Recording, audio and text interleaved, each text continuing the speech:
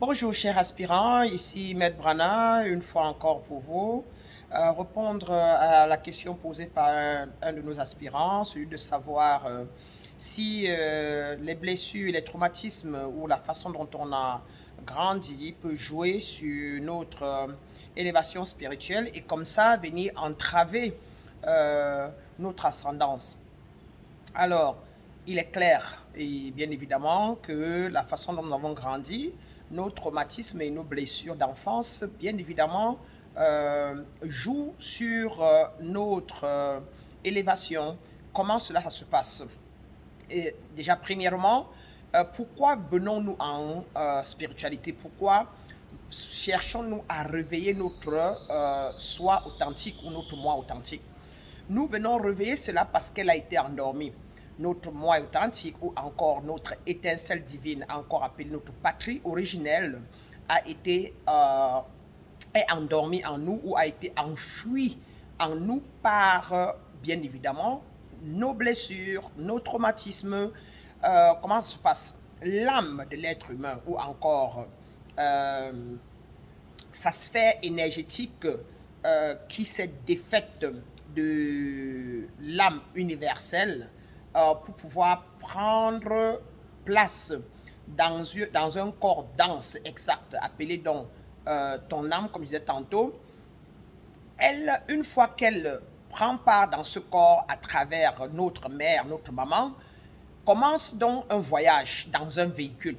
Et durant ce voyage dans un véhicule, tout ce que l'âme ou encore cette sphère énergétique aura reçu comme émotion, comme énergie, comme fréquence vibratoire, qui ne soit pas égale ou bien qui ne ressemble pas aux attributs du haut astral, à savoir aux attributs de l'âme universelle ou encore aux attributs de la patrie originelle, tels que par exemple l'abondance, telle que la joie, telle que la paix, telle que l'union, telle que la compréhension, etc. Si l'âme ne reçoit pas ces attributs-là énergétiquement, alors à ce moment-là, si elle reçoit le contraire, à savoir la haine, à savoir le manque de confiance, tout ça qui se réfère à des états mentaux limitants, ou encore à des fréquences vibratoires autour de soi qui ne sont pas hautes mais beaucoup plus instables, à ce moment-là, l'âme se retrouve donc entourée de ce qu'on appelle le karma. Et le karma ici n'est qu'un ensemble énergétique instable. Et alors, à un moment de la vie, parce que nous avons autour de notre âme, autour de la patrie originelle en nous, autour de notre étincelle divine, nous avons ces instabilités émotionnelles. Nous ne pouvons à un moment donc, déjà pendant ce temps-là, ça nous fait vivre des situations physiques équivalentes à elles. Qu'est-ce qu'on ces situations par exemple? Vous savez, comme on dit, de par la loi de correspondance, comme à l'intérieur, comme à l'extérieur, ce qui est en haut est comme ce qui est en bas. Ce qui veut simplement dire que si vous êtes instable à l'intérieur de vous, donc spirituellement ou encore émotionnellement, alors vous serez instable dans le monde physique, car c'est le monde intérieur qui fait le monde physique, et autant le monde physique acquis par les cinq sens fait aussi le monde extérieur. Alors, donc pendant qu'on est instablement émotionnel à l'intérieur de soi et on a des pensées limitantes à l'intérieur de soi, bien évidemment, on va attirer physiquement l'équivalent. Et donc l'équivalent peut être ici les désharmonies dans les relations, peut être la pauvreté, peut être les inquiétudes et les peurs qui vont se manifester par, comme je disais tantôt, le manque de maison, manque d'argent de loyer, l'acquisition des postes de travail, mais où on ne dure pas, etc. Ça va donc se refléter par ça. Alors, pour répondre à notre frère ici, on va dire oui. Et c'est d'ailleurs là ce pourquoi on vient en spiritualité, ce pourquoi on se réveille. On se réveille du sommeil endormi, de sa profondeur de son sommeil, parce qu'on a passé le temps dans l'extérieur ou à être traumatisé et nourri par des croyances qui n'étaient pas hautes. par exemple, des croyances du genre vous êtes pécheur, des croyances du genre il n'y a pas la nourriture, c'est limité, la vie est dure, des croyances du genre on ne sait pas quoi faire, c'est pas évident, des croyances du genre euh, soyez humble par mesure, par contre, de ce que j'appelle généralement de complexe d'infériorité. On vous amène à avoir un complexe d'infériorité. Les parents, par mesure d'insécurité, on ne vous donne pas à manger quand vous demandez, quand vous étiez bébé, quand vous avez 3 ans, vous êtes curieux. On vous empêche d'être curieux, vous tirez une nappe de table, elle tombe, on vous tape au lieu plutôt de vous encourager d'avoir été curieux, par exemple, à l'âge de 15 ans, où vous voulez flirter avec une petite fille dans le sens positif, pas forcément pour faire l'amour, mais parce que les hormones du jeune garçon, par exemple, de 15 ans, commencent à se réveiller, les parents ne vous permettent pas, vous ne pouvez pas dialoguer, vous ne pouvez pas amener votre petite amie à la maison, pas dans le sens du sexe, mais juste une copine de l'école. On vous le permet pas. On vous gronde, on vous crie dessus pour ci ou pour ça.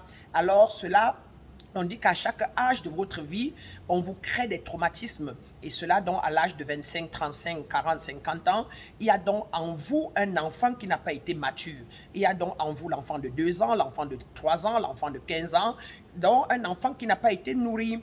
Et c'est ce que vous appelez donc généralement en Afrique le démon, ou encore il y a un esprit en ce monsieur-là qui fait qu'il ne se marie pas. Il y a un esprit en ce monsieur-là qui fait qu'il n'aime pas aller à l'église. Il y a un esprit en ce monsieur-là qui fait que, ou en cette dame-là, qui fait qu'elle ne garde pas ses relations.